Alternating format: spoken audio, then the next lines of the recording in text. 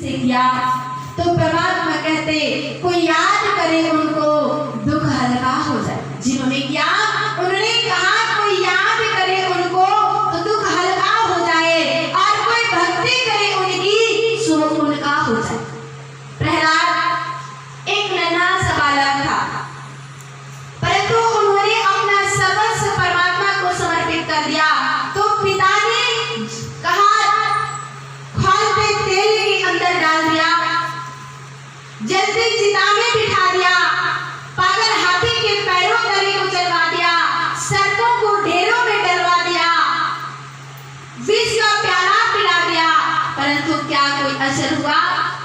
कहते भगवान तू मेरे काम में तो मैं तेरे नाम, अगर तू अपने काम में तो मैं अपने धाम में। देखता तो हूँ भगवान देखते हैं, परंतु अगर हम कितनों समझाने के बाद भी हम अपने ही काम में लगे रहें तो भगवान भी देखते रहते हैं।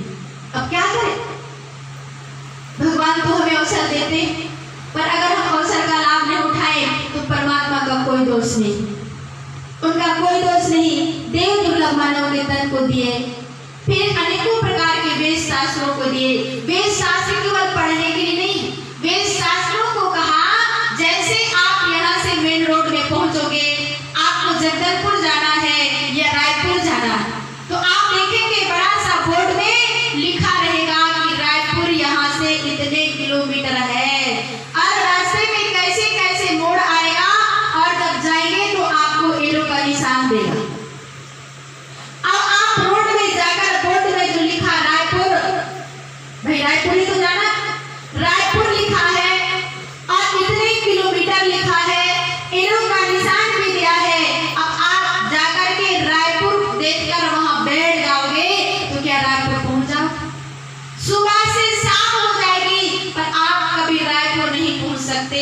शाम को क्या 10 दिन बीत जाएगा पर आप रायपुर नहीं पहुंच सकते, तो आपको चलना पड़ेगा।